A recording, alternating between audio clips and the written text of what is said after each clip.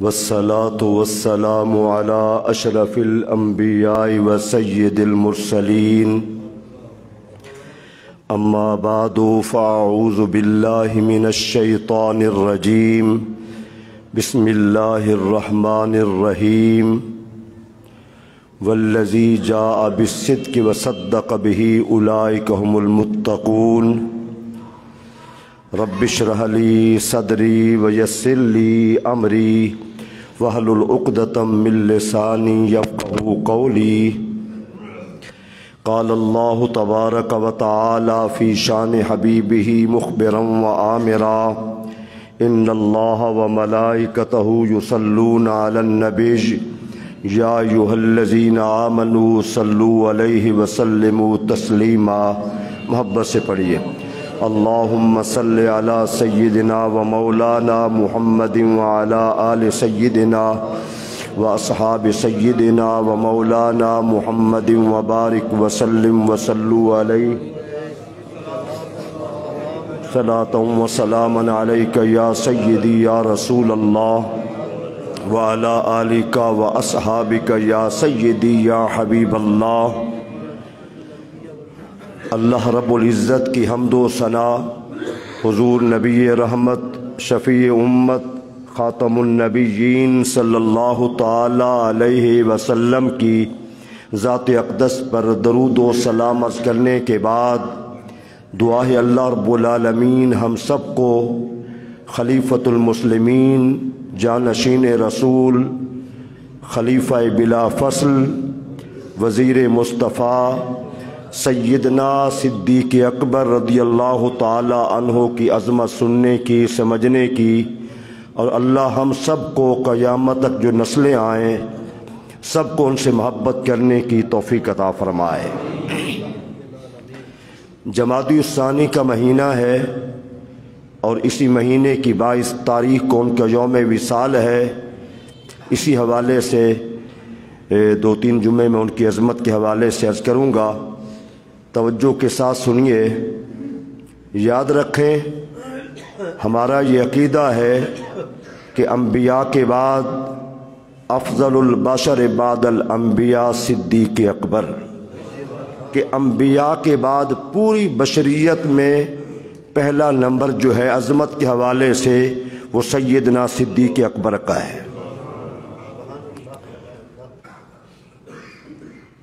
حضور نبی رحمت نے ارشاد فرمایا انا و ابو بکر و عمر خلقنا من طینۃ واحدہ. لوگوں میں اور ابو بکر صدیق اور عمر بن خطاب اللہ نے ہمیں ایک پاکیزہ مٹی سے ہمارا وجود بنایا ہے. وفیہا ندفن، جس طرح ہمارا خمیر ایک ہے، ہماری پاکیزہ مٹی بشریت کے حوالے سے ایک ہے، تو یہ بھی یاد رکھو وفیہا ندفن، ہمارا مدفن بھی ایک ہوگا. میں یوں کہوں تو یہ حقیقت ہے، غلط نہیں، کہ روز ازل سے جن کے تعلقات میرے نبی کے وجود سے تھے وہ کون ہے؟ صدیق اکبر ہے، عمر بن خطاب ہے. آپ ذرا غور فرمائیں. حضور نبی رحمت سے 2 سال کچھ ماہ بعد میں آپ پیدا ہوئے اور 2 سال کچھ ماہ بعد حضور کے وصال مبارک کے بعد خلافت کر کے دنیا سے چلے گئے. جو حیات طیبہ سال اور مہینوں کے اعتبار سے عمر میرے نبی رحمت کی تھی، وہی سال اور مہینوں کے اعتبار سے عمر صدیق اکبر کی تھی. محبت سے سننے کی کوشش کریں. اللہ اکبر کبیرہ. پھر دیکھیے ذرا، یاد رکھیں حضرت عیسیٰ علیہ السلام کے بعد اعلان نبوت سے پہلے کا جو دور ہے 500 برس سے اوپر، یہ زمانہ فطرت کہلاتا ہے. اس دور میں نبی نہیں ہے، نبی کی تعلیمات نہیں ہے، تو یہ زمانہ فطرت ہے، زمانہ جاہلیت کہہ سکتے ہیں۔ زمانہ کفر کب شروع ہو سکتا ہے؟ جب حضور نے اعلان نبوت فرمایا اعلان نبوت فرمایا۔ صدیق اکبر کا دور زمانہ فطرت کا ہے، زمانہ جاہلیت کا ہے، لیکن آئیے صدیق اکبر جس کا ابتدائی نام عبد القعبہ، زمانہ جاہلیت کا نام، اسلام کے بعد آپ کا نام عبداللہ، آپ کا لقب عتیق، آپ کی کنیت ابو بکر، اور صدیق جو مشہور زمانہ نام ہے، میرے نبی نے خود فرمایا یا ابا بکر سماک اللہ صدیقہ، اے ابو بکر اللہ نے تیرا نام صدیق رکھا ہے، اللہ نے تیرا نام صدیق رکھا ہے۔ چھوٹی سی عمر ہے، ہم بھی اپنا کبھی بچپنا یاد کریں اور صدیق اکبر کا بچپنا دیکھیں۔ صدیق اکبر کے بچپنے کو دیکھ کر جد الانبیاء حضرت ابراہیم کی یاد تازہ ہو جاتی ہے۔ حضرت ابراہیم کی یاد تازہ ہو جاتی ہے۔ ابو قحافہ لے گئے جہاں بوتی بوتے حرم کعبہ میں، بیٹے کو ساتھ کھڑا کیا، چھوٹی سی عمر ہے، کہا بیٹا ہاذہ آلہتک الشم العلا فاسجد لہا، یہ سارے عزت والے بلند و بالا ہمارے خدا ہیں، ہمارے معبود ہیں، تم انہیں سجدہ کرو۔ سارا درس دے کر سمجھا کر والے چلے گئے۔ اب کہتے ہیں میں آگے بڑھا، انی جائع فاطعمنی، میں بھوکا ہوں مجھے کھانا کھلاؤ، تم میرے خدا ہو۔ انی عار فاکسنی، میرا لباس نہیں ہے، تم مجھے لباس پہناؤ، تم میرے خدا ہو۔ کیسی سوچ ہے، کیسی فکر ہے کہ اگر واقعی تم میرے خدا ہو، تم میرے معبود ہو، میں تو بھوکا ہوں، مجھے بھوک لگی، کھانا کھلاؤ۔ کوئی جواب نہیں۔ میرا لباس نہیں ہے، مجھے لباس پہناؤ، تم میرے معبود ہو۔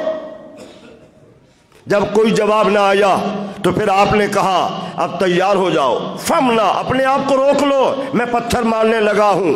جو بڑا خدا تھا زور سے پتھر مارا، اس کی شکل بگڑ گئی، گر پڑا۔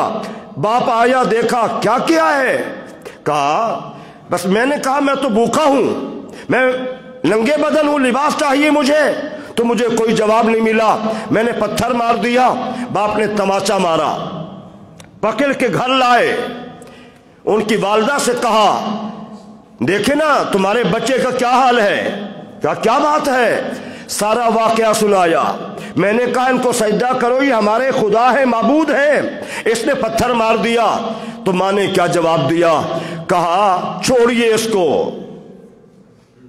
اس بیٹے کو چھوڑ دیجئے اس کے حال پہ، جس رات یہ پیدا ہوا مجھے غائب سے آواز آئی، یا امت اللہ علی التحقیق ابشری بالولد العتیق اسمہ فی السماء الصدیق لمحمد صاحب و رفیق۔ اے اللہ کی بندی، تجھے پتا ہے، تجھے مبارک ہو جو تو بچہ جنم دے رہی ہے، اس کا نام آسمانوں میں صدیق ہے، یہ جہنم سے آزاد ہے، یہ میرے آخری نبی محمد صلی اللہ علیہ وسلم کا دوست بھی ہے اور ساتھی بھی ہے۔ کہا مجھے یہ آواز آئی ہے، اس کو ان کے حال پہ چھوڑ دیجئے۔ جس طرح خمیر ایک مٹی سے تھا، میں ذمہ داری سے عرض کر رہا ہوں، پھر مکہ مکرمہ میں اس جاہلیت کے دور میں کسی کا دوستانہ سب سے زیادہ میرے نبی سے اس عمر میں تھا، پھر جوانی میں تھا، پھر 40 برس کی عمر میں تھا، پھر اعلان نبوت کے بعد تھا، پھر مکی زندگی میں تھا، پھر مدنی زندگی میں تھا، پھر وصال مبارک تھا، تو وہ صدیق اکبر ہے۔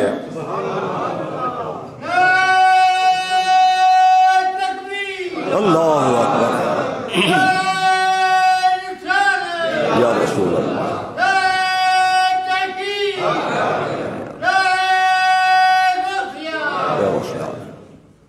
میرے عزیزان گرامی ذرا آپ غور فرمائیں، یہ وہ صدیق اکبر، پھر ساری زندگی حضور سے دوستی ہو گئی، حضور سے دوستی ہو گئی۔ پہلا اگر میں کہوں یہ حقیقت ہے، مکہ مکرمہ میں پہلا دوست میرے نبی کا اس دور میں بھی صدیق اکبر تھا۔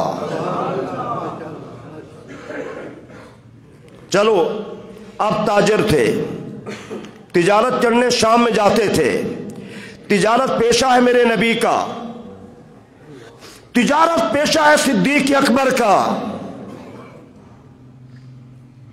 کئی سال پہلے میں نے ایک جمعہ بیان کیا تھا کہ سب سے زیادہ مماثلت، مشابہت کردار میں، اخلاق میں، اعمال میں، عمر میں، کارناموں میں جو زیادہ مشابہت ہے وہ صدیق اکبر کے حضور کے ساتھ ہے۔ پورا جمعہ تھا میرا۔ چلو اب کیا ہوا، اب تجارت کرنے کے لیے گئے، جب وہاں پہنچے تو شام میں خواب دیکھا۔ مختلف کتابوں میں نے پڑھا، ایک خواب یہ دیکھا کہ مکہ مکرمہ میں چاند اترا ہے، ٹکڑے ٹکڑے ہو کر مکہ کے ہر گھر میں داخل ہو گیا ہے اور روشنائی پھیل گئی ہے، اور اکیلے صدیق اکبر کی گود میں مکمل چاند آ گیا ہے۔ سینے سے لگا لیا، آنکھ کھلی، راہب کے پاس گئے، کہا میں نے خواب دیکھا ہے، کہا بیان کرو۔ سارا خواب بیان کیا۔ توجہ کرنا، یہ سب مسلک والوں نے لکھا ہے، سب علماء نے لکھا ہے۔ خواب بیان کیا تو اس راہب نے پوچھا تمہارا خاندان کیا ہے؟ قریشی خاندان کا ہوں۔ کہاں کے رہنے والے ہو؟ مکہ مکرمہ کے۔ کیا کرتے ہو؟ تجارت کرتا ہوں۔ کہا تمہیں مبارک ہو، تمہیں مبارک ہو، جو تم نے خواب دیکھا ہے وہ عظیم خواب ہے۔ اگر تم نے ایسے خواب دیکھا ہے تو سنو، اللہ کے آخری نبی اعلان نبوت فرمائیں گے، تم زندگی میں ان کے خلیفہ وزیر بنو گے اور ان کے وصال کے بعد ان کے خلیفہ بنو گے۔ تمہارا یہ خواب بڑا مبارک ہے۔ یہ بات دل میں رکھی، کسی سے اظہار نہیں کیا راہب کے سوا، نہ اپنے باپ سے، نہ اپنی ماں سے، نہ اپنے عزیز و اقارب سے۔ حضور صلی اللہ علیہ وسلم نے جب اعلان نبوت فرمایا تو یہ بھی تو دوست تھے، دعوت دی، کہا اگر آپ واقعی اللہ کے سچے نبی ہیں، سچے رسول ہیں تو پھر آپ کی معجزہ دکھائیں۔ تو میرے نبی نے کیا فرمایا؟ فرمایا ابو بکر وہ شام والا معجزہ کافی نہیں ہے؟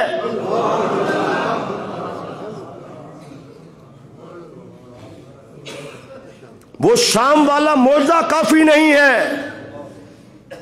دور بدلا، رنگ ڈھنگ بدلے، مزاج بدلے، تعلیم بدل گئی، نظریات بدل گئے۔ لوگوں نے کہنا شروع کر دیا جو نبی کا علم غیب مانے مشرک ہے، نبی کا علم مانے بدعتی ہے، جو کہے نبی کو اللہ نے علم غیب دیا وہ گمراہ ہے۔ میں ذمہ داری سے عرض کر رہا ہوں، اس کائنات میں، اس صفحہ ہستی پر، جس نبی رحمت کی ذات انور پر جس ہستی نے پہلے کلمہ پڑھا ہے وہ صدیق اکبر نے کلمہ پڑھا ہے، اور کلمہ بھی اس بنیاد پہ پڑھا ہے کہ میں نے خواب تو شام میں دیکھا تھا، اور یہ مکہ مکرمہ میں رہ کر بھی خواب کو جانتے ہیں، یہ سچے نبی ہیں۔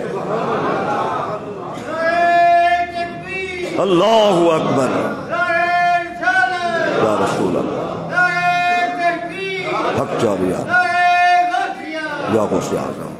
جس ہستی نے پہلے اسلام قبول کیا، انہوں نے حضور کے علم غیب کے معجزے کو دیکھ کر اسلام قبول کیا ہے، اور کئی صحابہ اور بھی ہیں جو اس لیے ایمان لائے، حضور کے علم غیب کو دیکھ کر ایمان لائے۔ کتنا ظلم ہے، کتنا زیادتی ہے، وہ لوگ تو ایمان حضور کے علم غیب کو دیکھ کر قبول کر رہے تھے، آج ہم گمراہ ہو گئے۔ آج ہم بدتی ہو گئے، آج ہم بھٹک گئے تو کیا کہیں گے؟ صدیق اکبر کے بارے کیا کہیں گے؟ وہ تو ایمان قبول کر رہے ہیں، اس کی بنیاد حضور کے علم غیب ہے۔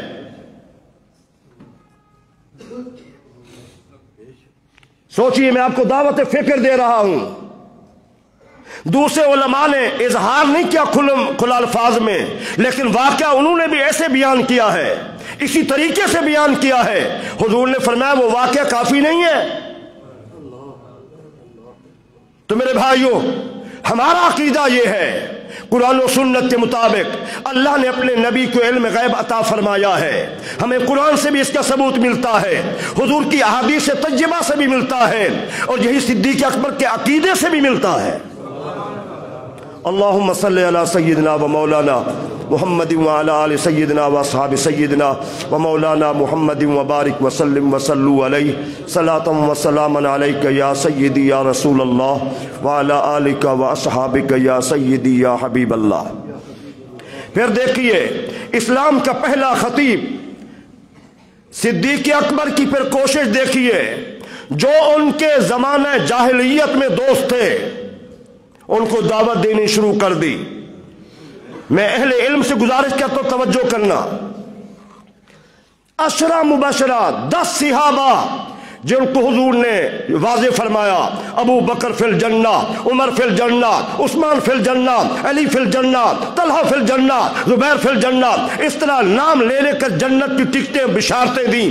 ان 10 صحابہ کرام میں سے 6 صحابہ وہ ہیں جو سیدنا صدیق اکبر کی دوستی کی وجہ سے اور آپ کی دعوت کی وجہ سے ایمان لائے ہیں۔ دوستی ایسی ہو، حضور اکرم نور کائنات، حضور نے کیا فرمایا؟ حضور نے فرمایا المرء علی دین خلیلہ فلینظر من یخالل۔ حضور نے فرمایا بندہ اپنے دوست کے دین پہ ہوتا ہے۔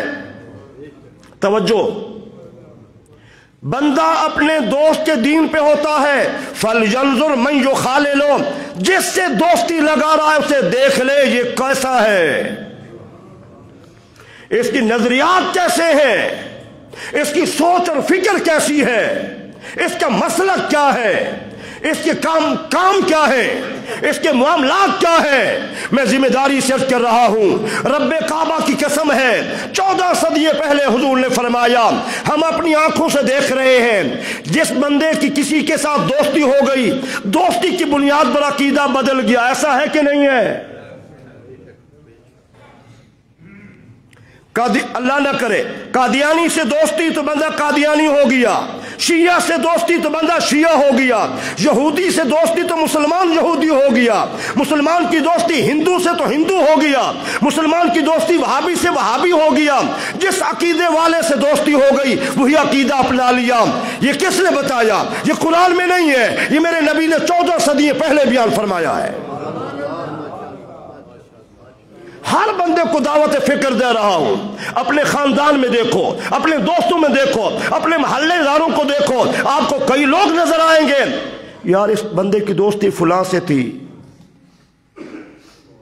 حتیٰ کہ مذہب تو کیا، دنیا کے حوالے سے ایک بندہ شرابی تھا، دوستی ہوگی وہ شرابی بن جاتا نہیں بنتا؟ چور کے ساتھ دوستی ہوگی چور بنتا نہیں بنتا؟ غلط تو نہیں کہہ رہا؟ جیسی دوستی ہوتی ہے اس کا اثر ضرور ہوتا ہے۔ یہ 1400 سال پہلے کی بات کر رہا ہوں، میرے نبی نے فرما دیا، میں اپنی آنکھوں سے میں کتنے لوگ جانتا ہوں جو پہلے عقائد کے اعتبار سے ٹھیک تھے، دوستی کی وجہ سے عقائد بدل گئے۔ لوگ کہتے ہیں نبی کو پھر بھی علم غیب نہیں، ہم اپنی آنکھوں سے دیکھ رہے ہیں۔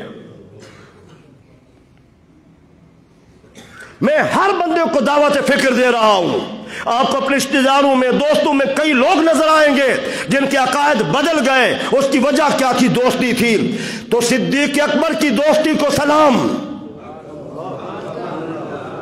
محبت سے کیا، ان کی دوستی کو سلام کہ 6 وہ لوگ جو 10 مبشرہ میں شامل ہوئے جن کو میرے نام نے واضح فرمایا، نام بتا فرمایا فلاں فلاں جنتی، تو صدیق اکبر کی دوستی کی وجہ سے آئے ہیں۔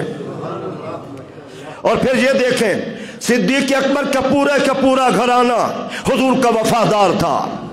صدیق اکبر کا پورا گھرانہ حضور سے محبت کرنے والا تھا۔ حضور کے ساتھ صدیق اکبر کے گھر والے بھی، ان کی اولاد بھی، ان کے بیٹے بھی، ان کی بیٹیاں بھی، اور صدیق اکبر کے غلام بھی سب حضور سے محبت کرنے والے تھے۔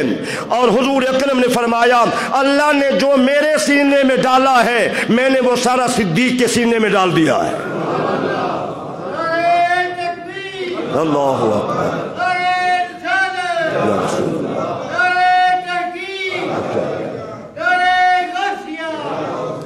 اور میرے نبی نے سب سے زیادہ نوازا صدیق اکبر کو ہے، زیادہ انہیں کو نوازا ہے۔ کسی نبی کے امتی کو، صحابی کو یہ شرف حاصل نہیں ہے جو سیدنا صدیق اکبر کو حاصل ہے۔ وہ کیا ہے؟ کوئی اس کا مقابلہ نہیں کر سکتا۔ وہ کیا ہے؟ جن کی 4 پشتیں حضور کی صحابی بنی ہیں۔ کتنا؟ کسی صحابی کو یہ شرف حاصل نہیں ہے جن کی 4 پشتیں صحابی بنی ہیں۔ صدیق اکبر خود صحابی، ان کے والدین صحابی، ان کے بیٹے بیٹیاں صحابی، ان کے پوتے بھی صحابی۔ کائنات میں یہ اعزاز اگر تنہا اگر ہے تو صدیق اکبر کے پاس ہے۔ اور پھر حضور کے گھرانے، اس گھرانے سے محبت کیا ہے؟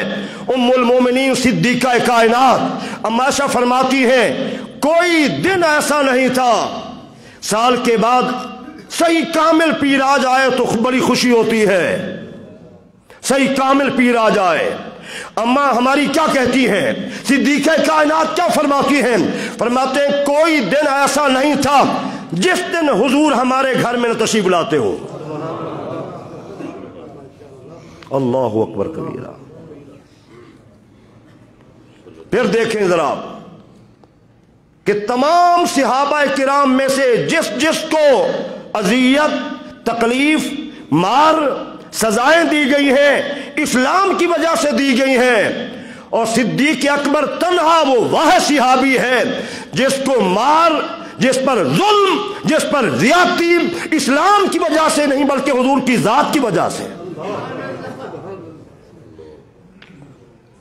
اللہ اکبر کبیرہ۔ چند ہی مسلمان ہوئے تھے۔ آج کے حضور کیا ہم باہر تبلیغ نہ کریں؟ فرمایا ابو بکر ٹھہر جاؤ، حضور دل کرتا ہے میں حرم کعبہ میں جا کے خطبہ دوں۔ برداشت نہ ہوا، خطبہ دیا، کہا یہ سب جھوٹے خدا ہیں، میرے نبی کا کلمہ پڑھ لو، پوری کائنات کا ایک رب ہے، وحدہ لا شریک ہے، یہ بت عبادت کے لائق نہیں۔ حضور قریب بیٹھے ہوئے تھے، کہا ان کا کلمہ پڑھ لو مسلمان ہو جاؤ۔ کافر ٹوٹ پڑے، چاروں طرف سے شدید مارا، حتیٰ کہ بعض علماء لکھا ہے کہ چہرے تک انہوں نے جوتی ماری۔ سب سے زیادہ ظلم کیا گیا ہے تو آپ کی ذات پر بے ہوش ہو گئے۔ آپ کے قبیلے کے لوگ آئے، للکار کے کہا اگر ابو بکر صدیق جاں بحق ہو گئے، فوت ہو گئے، ہم بدلہ لیں گے خاندانی اعتبار سے۔ بے ہوشی کے عالم میں گھر لے گئے، شدید مارا۔ جب ہوش میں آئے تو سب سے پہلی بات کیا تھی؟ محبت اسے کہتے ہیں۔ اپنی والدہ سے پوچھا حضور کیسے ہے؟ اللہ اکبر، حضور کیسے ہیں؟ ماں پوچھتی کھانا کیا ہے؟ کہا میں پوچھ رہا ہوں حضور کیسے ہیں؟ باپ ناراض ہو گیا، تجھے اپنی فکر ہی کوئی نہیں ہے۔ کہا میں نے کچھ نہیں کھانا پینا، پہلے مجھے حضور کا بتاؤ۔ یہ ہے محبت، یہ ہے محبت میرے بھائیوں۔ دعویٰ ہم کرتے ہیں صحابہ کرام میں صدیق اکبر وہ ہیں کہ جنہوں نے سب کچھ قربان، تن من دھن سب کچھ قربان کیا ہے۔ اور پھر آپ دیکھیں ذرا، یہاں کے میں واقعات بیان کروں تو بہت سارے واقعات ہیں جب اللہ نے فرمایا میرے نبی ہجرت کر جاؤ، چھوڑ دو شہر مکہ مکرمہ، تو میرے نبی نے اپنے صحابہ کرام میں سے جس ہستی کا انتخاب کیا ہے، یورپ کے یہود و نصارہ بھی مانتے ہیں، غیر مسلم بھی مانتے ہیں، اور یہ یاد رکھیں 100 بڑی شخصیات کی جو انہوں نے فرض ترتیب دی ہے، 60 کے بعد 64-65 پہ یہ ایسی 60-70 کے درمیان گنتی میں وہ حضور کے صحابہ کرام میں سے 2 کا نام لائے ہیں، ایک صدیق اکبر کا نام لائے ہیں اور ایک فاروق اعظم کا نام لائے ہیں، کسی اور کا نام نہیں لائے۔ یہ تو اپنے کہتے ہیں علی سے محبت والے عجیب و غریب، وہ کافر ہو گئے، مشرک ہو گئے، وہ تو ظالم تھے۔ یہود و نصارہ ہنود ان کو عادل مانتے ہیں، یہود و نصارہ ہنود ان کو امانت دار مانتے ہیں، یہود و نصارہ ہنود انہیں وفادار مانتے ہیں، یہود و نصارہ ہنود انہیں ان دونوں ہستیوں کو کامل حکمران مانتے ہیں۔ شاید کہ اتر جائے تیرے دل میں میری بات، عقیدے کو سمجھا کرو، یہ نہیں کہ جو باتیں کرے۔ حضور نے پہلے فرما دیا تھا وَسَجِّئُ مِن بَعْدِ قَوْمٌ يَسُبُّونَ أَصْحَابِي، میرے بعد لوگ آئیں گے میرے صحابہ کو گالیاں دیں گے۔ کبھی ہم حدیث پڑھا کرتے تھے لیکن گالیاں سنتے نہیں تھے۔ فتنوں کے دور میں علامات قیامت میں ساری چیزیں پوری ہو رہی ہیں، ان میں ایک بات یہ بھی برملا ہم نے دیکھی سنی، صحابہ کو لوگ گالیاں دے رہے ہیں۔ اسی میں حضور نے فرمایا بندہ صبح کو مسلمان ہوگا تو شام کو کافر ہوگا، شام کو مسلمان ہوگا تو صبح کو کافر ہوگا۔ ہم اپنی آنکھوں سے دیکھ رہے ہیں۔ تمہارے اکابرین کا عقیدہ، بزرگان دین کا عقیدہ، صحابہ کا عقیدہ، اہل بیت کا عقیدہ، اور جتنا بڑے بڑے بزرگان دین جن کے بڑے بڑے نام ہیں، داتا حجویری ہوں، خواجہ اجمیری ہوں، بابا فرید ہوں، مجدد ثانی رحمت اللہ تعالیٰ علیہ ہوں، محدث اعظم پاکستان ہوں، حضرت سلطان باہ ہوں، تاجدار گولڈا ہوں، یہ تمام بزرگان دین، ان تمام کا عقیدہ وہی ہے جو آج ہمارا عقیدہ ہے۔ اللہ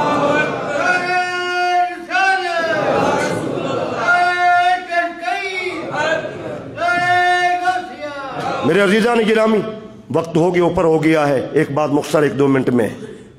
ہمارا عقیدہ یہ ہے، ہمارا نظریہ یہ ہے، حضور رسالت مآب جس بستر پہ بیٹھے کائنات میں اعلیٰ بستر وہی ہے، شک تو نہیں ہے۔ حضور جس سواری پہ بیٹھے کائنات میں اعلیٰ سواری وہی ہے۔ حضور جس پہاڑی پہ بیٹھے، جس غار میں بیٹھے کائنات میں اعلیٰ غار وہی ہے۔ حضور نے جس ممبر پہ خطبہ دیا کائنات میں اعلیٰ ممبر وہی ہے۔ تو پھر آپ سمجھیے، غور کیجئے، میرے نبی رحمت صلی اللہ علیہ وسلم کسی صحابی کے کندھے پہ نہیں بیٹھے۔ فتح مکہ کے موقع پر حضرت علی سے فرما دیا تمہارے اندر ہمت نہیں میرے وجود کو اٹھا سکو۔ ہاں، اس پوری کائنات میں کسی کندھے نے وجود نبوت کو اٹھایا ہے تو صدیق اکبر کا کندھا ہے۔